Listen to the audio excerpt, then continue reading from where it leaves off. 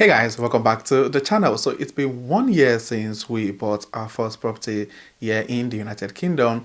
And in this video, basically, I'm going to share with you some of the things or some of the lessons we learned after buying our first property, and some of the mistakes we made, some of the positive things that came off the buying of the property, and some of the challenges that we definitely did face, and how you yourself can avoid this if you're looking at buying your first property here in the UK.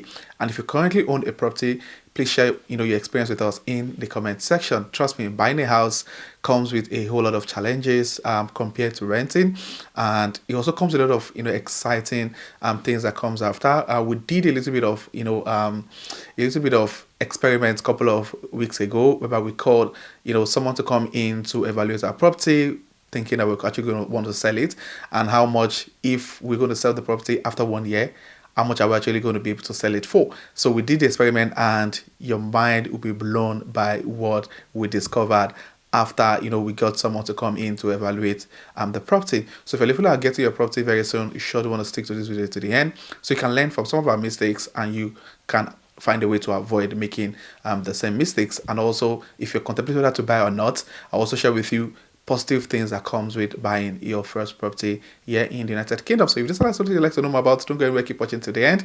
And if you're coming across this channel for the very first time, do well to hit on the subscribe button to join the amazing growing family. And my returning subscribers, thank you guys for being here. I really do appreciate you guys. So without further ado, let's get right into the video.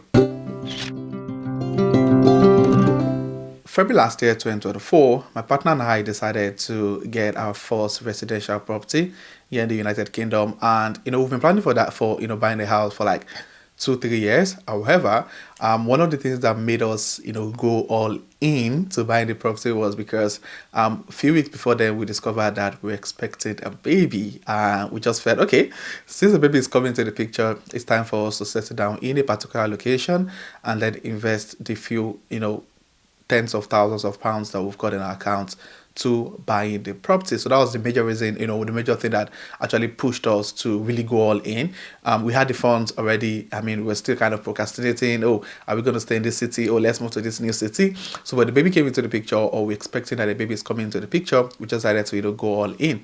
And it was a mixed feeling for us because, I mean, we started the whole journey around February 2024, and we were able to move into the property in March, late March, early April. And these are some of the things that we learned along the way. Now, the first thing we learned on the journey is the fact that buying your first property goes beyond, especially with the cost implication, it goes beyond the deposits. And I've seen people make this mistake a whole lot. If you're buying your first property, let's say, for example, you need about £30,000 for your deposit. This is usually my advice to people who are, newly trying to get their first property. If you have £30,000 as your deposit, for example, make sure you have additional £10,000 saved somewhere for you to be able to, pay up certain bills and putting some things in place.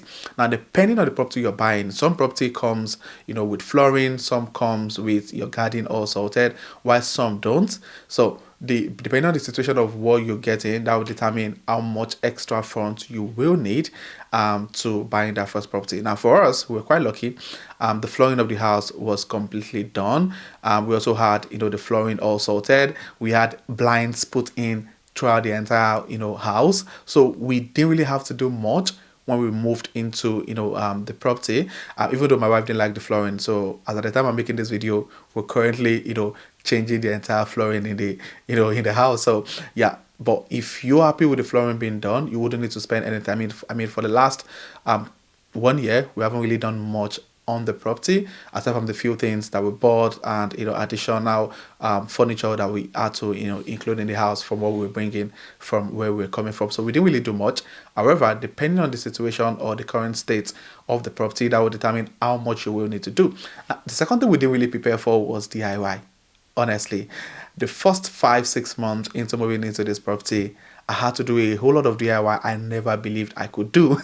I mean, one of them was practically changing the regular bulbs we have in the house and putting in chandelier. I've never done anything like that before. As a matter of fact, before I did that, I was a bit scared, touching anything that had to do with electricity because I was kind of, being, getting shocked or, electrocuted. But anyway, I had to go through a lot of DIYs, setting up, especially when we had the baby, you had to kind of, build the baby cot. I mean, DIY was a whole lot of stuff that, I never really prepared for when it comes to buying the property.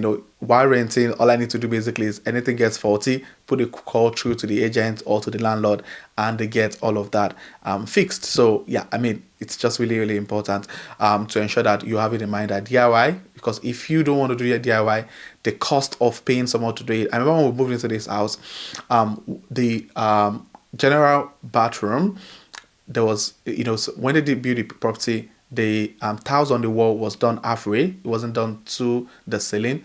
So we needed someone to come around to, change the tap and put in like a shower head and then put the tiles up.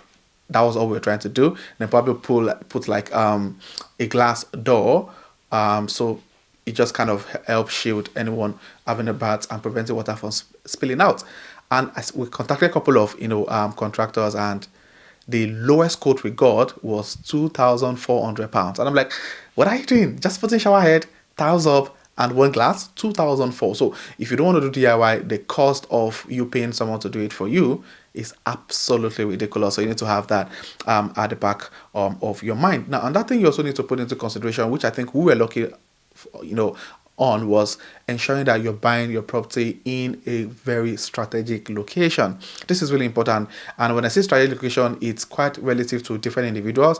If you've got kids, you need to make sure that the house you're buying is close to, where your kids' school, probably a walkable distance, or an under 5 minute drive if possible, just to ensure that, because school runs can really be a little bit challenging, and you don't want to have your children's schools far away from where you live, if that makes sense. So, and talking about strategic location, it also determines you also need to determine how fast the value of property kind of increase or grow in the location where you're buying the property. So for us, I mentioned at the start of this video that we did like a little bit of test. A few weeks ago, we bring in someone to evaluate the property. We said, okay, if we want to put this house back in the market to sell, how much do you think we will be able to sell the property? And it wasn't really a test for us, and it was because we were actually thinking of moving to a bigger apartment, which is one other thing I think I need to mention. If you're buying the property now, you need to make sure that the property you're buying, you see yourself living in the property for the next 5 to 6 years. And the reason for that is because, and when you're thinking of 5 to 6 years, you also need to put into consideration the possibility of your family size increasing.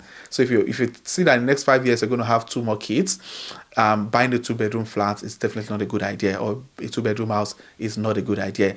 But if you see yourself having just 1 child in the next 5-6 years, then a 2-bedroom, 3-bedroom is absolutely fine. But if you're planning to have 2-3 kids in the next 6 years, then it makes more sense to kind of go straight to buying a 4-bedroom house. So for us, we've got a 3-bedroom house, and one of the rooms is my workspace, because I work remotely, and is my workspace. The other master bedroom obviously is my wife and I's room, while the last bedroom is visitor's room.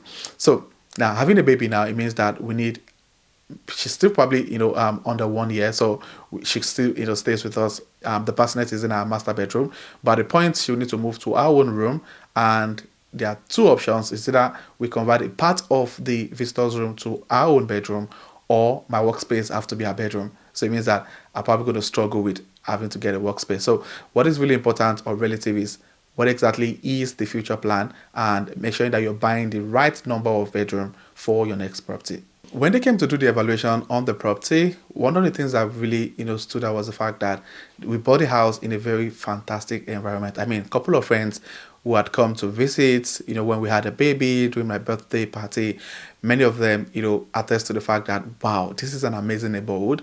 And it kind of helped with the value of the property, because when there's a massive demand for, buying the property in a particular location, it oftentimes leads to a quicker increment in the value of the property. So when the person we came to do the evaluation came around, and a couple of days later we got how much they will be able to sell the property. And one of the things I discovered is that this value came as a result of the cost of the same kind of property in this neighborhood. And what we discovered is that the value, or the amount they said they will be able to sell the property, was about £30,000 more than how much we paid for the property in itself. and this is just within a year. So buying the property in the strategic location kind of help build the value of the property over time. And I know people say, oh, when you buy a new build, it doesn't appreciate until the next couple of years. So, but I mean, in 1 year, they're saying that they could sell the property £30,000 more than what we actually bought it for. Now, understand the way the market is. I mean, the public might not be able to sell it that same exact amount, but on the long run, even if we're going to kind of get offers that comes in, it probably will still be a little bit more than how much we paid for it, if you get what I mean. And as a matter of fact, we've built equity on the property over time. I think at the moment we've paid close to about 20 to 25% of the value of property already. So we have like an equity of almost 25% on the property. So even if we sell the property, let's say £20,000 more than what we bought it, we're still going to get loads of cash back from selling the property. So strategic location is extremely important, and you need to make sure that you are not just buying property in any kind of location. Make sure that it's a location that can easily build the value of the property. Now, another thing that we actually didn't plan, we actually did plan, but came as a shock, even though we planned for it, was the cost of running your own home. As a matter of fact, buying your own property means that you are responsible for any damages, any faults on the property. So nobody's going to help you fix any pipe that, got spoiled. Nobody's going to help you fix any issue on the house.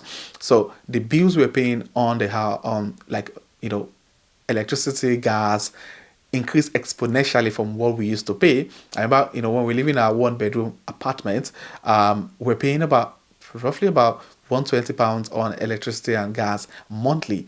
And when we moved into the property, there was even a month we paid about £280 in electricity and gas bill. So, but yeah, that depends on weather obviously and some other factors. So yeah, it's quite a journey for us in the last 1 year, and we're looking at getting into a couple of other things around property here in the UK. But however, buying the property was a good decision for us in so many ways, in terms of we've been able to kind of